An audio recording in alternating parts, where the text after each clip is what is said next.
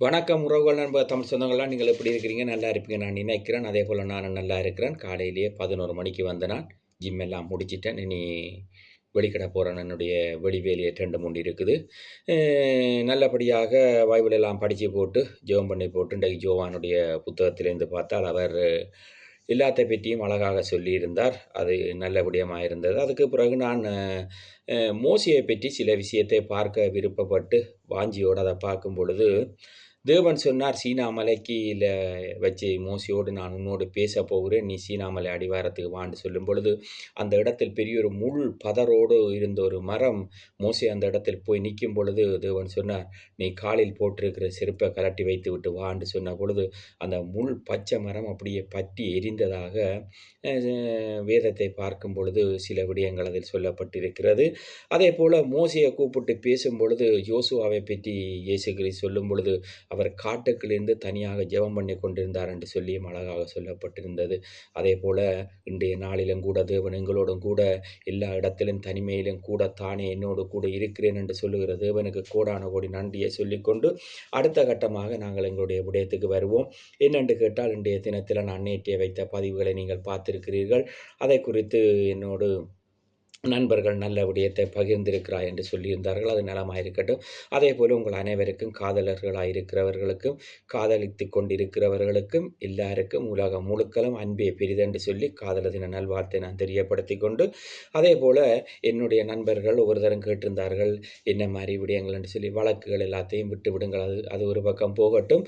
அதே போல் இப்போ என்ன விடயம் என்று கேட்டால் உண்மையிலேயே லைசன்ஸை பாதுகாக்க வேண்டிய ஒரு கட்டாயம் இருக்கிறது. அதுதான் எங்களுக்கு ஒரு சவாலாக இருக்குது. அது பிரச்சனை அல்ல, அது ஒரு சவால். இல்லை, பிரச்சனை என்று சொல்வதை விட நாங்கள் ஒரு சவாலாக எடுத்துக்கொண்டு விட்டோம் என்று சொன்னால் சவாலாக ஓடி அந்த பிரச்சனையை முடித்து வரலாம். அது ஒன்றும் பெரிய காரியம் அல்ல. அது தேவன் பார்த்து தேவன் சரியான நேரத்தில் ஈட்ட நேரத்தில் எல்லாத்தையும் சரி செய்து கொள்வார். அதே போல் நேற்றைய தினம் தான் என்னுடைய முதலாளியோடு சாப்பிட அமரும் பொழுது தான் பேச வேண்டியிருந்தது. முதலாளி கேட்டிருந்தார், இப்படி என்ன மாதிரி விடயங்கள் எல்லாம் போனது ஜோச்சண்டு கேட்டிருந்தார். நான் சொன்னேன், இப்படித்தான் நடந்திருந்தது, இந்த விடயங்கள் அனைத்தையும் நான் கொடுத்திருக்கிறேன் என்று சொல்லி, சரி உன்னுடைய பக்கத்தால் நீ இனி செய்ய வேண்டிய காரியங்களை துரிதமாக செயல்படுத்து. காரணம் என்னென்று கேட்டால் 2ஆம் தேதி 3ஆம் மாதம் 10:30 மணிக்கு நீ போக வேண்டிய காரியத்துக்குரிய எல்லா ஆயத்தத்தையும் படுத்தி நாட்கள் இன்றைக்கு 14ஆம் தேதி ஆகிவிட்டது. இன்னொரு 17 நாள் தான் இருக்கிறது. அதுக்கிடையில் நான் என்னுடைய பக்கத்தால் செய்ய வேண்டிய ஆயத்தங்களை செய்ய வேண்டும். காரணம் என்னென்று கேட்டால் லைசன்ஸுக்காகத்தான் இப்பொழுது ஒரு போராட்டம் ஒன்று இறுக்கமாக இருக்கிறது. அதுதான் எனக்கு ஒரு முக்கியமான விடயமாக இருக்கிறது. அதை உடைத்து வெளியே வர வேண்டும். அதற்காக நான் பாரப்பட்டு ஜெபித்து கொண்டிருக்கிறேன். இரவும் கூட அந்த வந்திருந்த கடிதங்களை எல்லாம் எடுத்து அதை போனில் போட்டு அதை தமிழில் பார்க்கும் பொழுது மனசு கொஞ்சம் நொந்தது. சரி, ஓகே, பரவாயில்லை. சரி, இதுகளை குறித்து நாங்கள் இனி என்ன செய்ய முடியும்? நடந்தவைகள் நடந்து முடிந்து விட்டது. இனி நடக்கப் போவைகள் நல்லவையாக இருக்கட்டும் என்று நினைத்து கொண்டு கடந்து செல்வோம். அதே போல் நான் உங்களுக்கு ஒன்று சொல்லுகிறேன். நீங்கள் இங்கே கேஸ் எழுதி அனுப்புகிறீர்கள், விசாக்கள் எடுக்கிறீர்கள், ரீஅப்ளுக்கு கேஸ் எழுதி அனுப்புகிறீர்கள், கொமிஷனுக்கு போகிறீர்கள், அதே போல் ஒஃப்ராகு போகிறீர்கள், அதே போல் லைசன்ஸுகள் எடுக்கிறீர்கள், அதே போல் வீடு எழுதுகிறீர்கள், அதே போல் கடை எடுக்கிறீர்கள், வாகனம் எடுக்கிறீர்கள். இதையுமே நீங்கள் யாரை நம்பி ஒன்றும் சொல்லாதீர்கள் தயவு செய்து. காரணம் என்னென்று கேட்டால், நீங்கள் சொல்லுவது ஒன்றையும் கேட்டுவிட்டு உங்களுக்கு எதிராக ஒரு பிரச்சனை வரும்பொழுது எப்படி நீங்கள் அதுகளை பெற்றுக்கொண்டனீர்கள் என்று சொல்லிவிடுகிறார்கள். தயவு செய்து என் நண்பர்களே, உறவுகளே, தமிழ் சொந்தங்களே, நீங்கள் அதுகளை ஒருவரிடமும் சொல்லாதீர்கள். உங்களுடைய உடலில் கூட இவ்வளவு பாரதூரமான வருத்தம் இருந்தால் கூட தேவனிடத்தில் சொல்லுங்கள். வருத்தம் இல்லாத மனிதர்கள் ஒருத்தரும் இல்லை. தேவனிடத்தில் சொல்லுங்கள். அதை கூட சில இடங்களில் அவர்கள் சொல்லுகிறார்கள். அதெல்லாம் நீங்கள் மிக கவனமாயிருங்கள். அது அவர்கள் சொல்லுகிறவர்கள் எப்படி நினைப்பார்கள் என்று கேட்டால், அவர்கள் எல்லாம் நல்லதென்று நினைத்து சொல்லுகிறார்கள். ஆனால் அரசாங்கம் எங்களை பார்க்கும் பொழுது இது எல்லாம் புலியான காரியம் என்று பார்த்து எங்களை சட்டத்துக்குள் கொண்டு போகும் பொழுது மிக இறுக்கமாக இருக்கும். நீங்கள் மிக கவனமாக இருங்கள். உங்களுடைய நலனுக்காகத்தான் சொல்லுகிறேன் தவிர எந்த உள்நோக்கமும் இந்த வன்னிமலத்தில் யூடியூபில் கிடையாது. எல்லாமே வெளிப்படையாக நான் எல்லாத்தையுமே பேசுவது, எந்த விதமான தவறும் இல்லாமல் நீங்கள் ஒவ்வொருத்தரும் சுகபலத்தோடு வாழ வேண்டும் என்பதற்காக பொதுவாக நீங்கள் திரும்பவும் சொல்லுகிறேன், பொதுவாக நீங்கள் உங்களுக்கு என்ன பிரச்சனைகள் வந்தாலும், என்ன பாடுகள் வந்தாலும், எல்லாரும் கடவுளை நம்பி கடவுளிடத்தில் அறிக்கை இடுங்கள். கடவுளிடத்தில் நீங்கள் அறிக்கை இடுங்கள். தேவனே, எனக்கு இப்படி ஒரு பிரச்சனை இருக்கிறது, இதை தீர்த்து வையும் என்று சொன்னால் நிச்சயமாக தேவன் நிச்சயமாக உங்களுக்கு தீர்த்து. நீங்கள் போய் என்ன செய்கிறீர்கள் என்று கேட்டால், அநேகரோடு நீங்கள் சில விடயங்களை கதைக்கும் பொழுது அவர்களெல்லாம் கேட்டுவிட்டு மனிதர்கள் உங்களுக்கு தெரியாது, மனிதர்களை புரிந்து கொள்வது அறிந்து கொள்வது மிக மிக கஷ்டம். அவர்கள் அதுகளெல்லாம் தெரிந்தா பிறகு என்ன செய்வார்கள் என்று கேட்டால், நீங்கள் கட்டம் கட்டமாக உயர்ந்து கொண்டு போகும் பொழுது உங்கள் மீது கோபப்பட்டு எரிச்சல் பட்டு கூடாத எண்ணங்கள் கொண்டு உங்களையே போய் நீங்கள் சொன்னது அனைத்தையுமே அவர்கள் அங்கே பதிவு பண்ணிப்பட்டு விடுவார்கள்.